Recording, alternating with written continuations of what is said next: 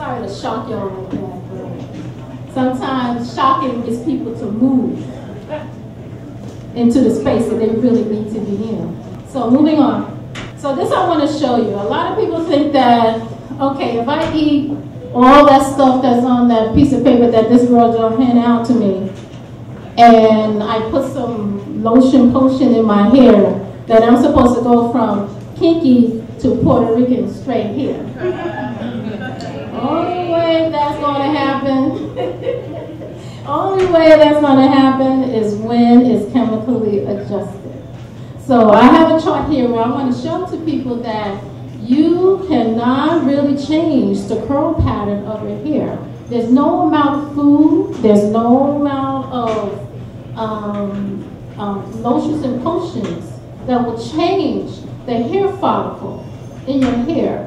So depending on how tight the circle is, will tell you how the spiral will be, and depending on how thick the hair follicle shaft is, the pore that's coming out, will tell you how thick your hair is going to be. So unless you put henna in your hair, if you have thin hair, that's the only way you're going to get thicker hair. If you have thick hair, then God bless you. No complaints.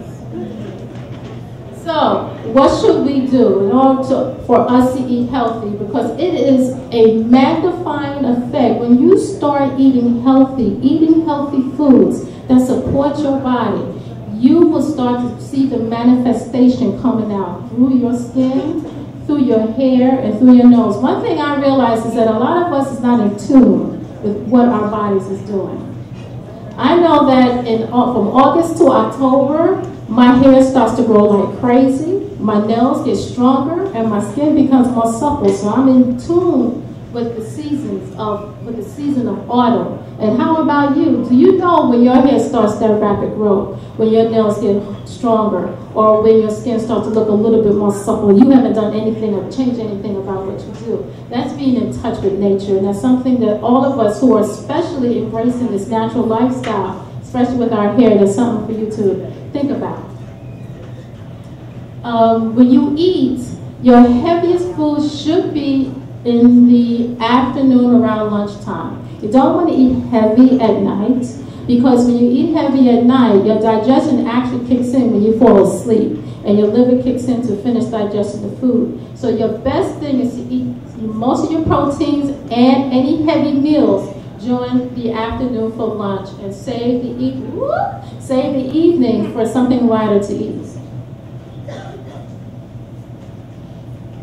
And as always, we must get in the kitchen and cook. We don't know what these people putting in our foods. Even though sometimes eating out is fun, it's great, it's enjoyable, but you don't know what they're putting in that food. And especially when they sit there and stick that food in the microwave. But I'm not going to get into microwave food, because I'll be up here for another hour and a half.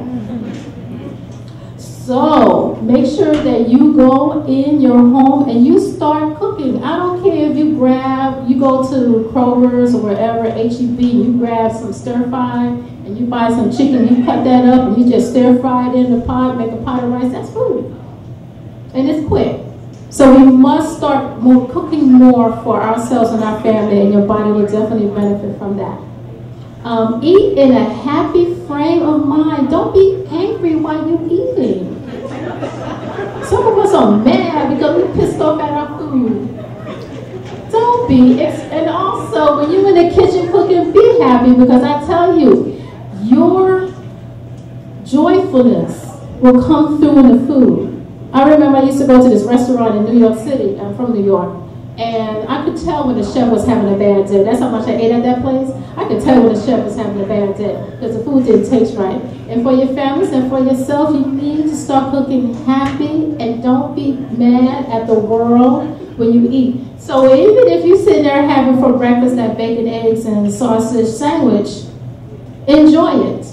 Honestly, enjoy it, because it will benefit you better digestion-wise than you sitting there mad at yourself because you got this sandwich and you know you shouldn't be eating it. So, but don't do that all the time, though. And make sure that when you're having mealtime, don't multitask. That also will disrupt your digestion. So make sure that you're sitting down enjoying your meal and not watching TV or on the computer, because we try to do all 10 things at the same time. Just make eating a priority and make it a beautiful experience for you. And your skin, your hair, and your nails will benefit from that greatly. And also try to lessen the stress in our lives. I know that's easier said than done, but stress can definitely have an effect on your hair follicles, and some of us will suffer hair loss underneath a lot of stress. So please try to manage the stress in your lives. So in conclusion, what I like to tell people is to choose your food that doesn't have a label or an ingredient listing. Because then you know, and especially when you don't even know what the ingredient listing is saying. If you don't have any idea what propylene glycol is, and propylene glycol was in that honey bun that I just pointed out, which is a humectant that used to be in antifreeze.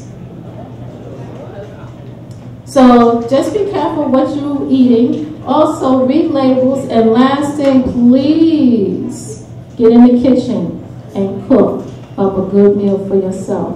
Follow those, eat most of those foods that I handed out. If you have any questions, you can talk to me, Renee Winston, or you can email me at eats@eathealthyhouston.com. Thank you for listening.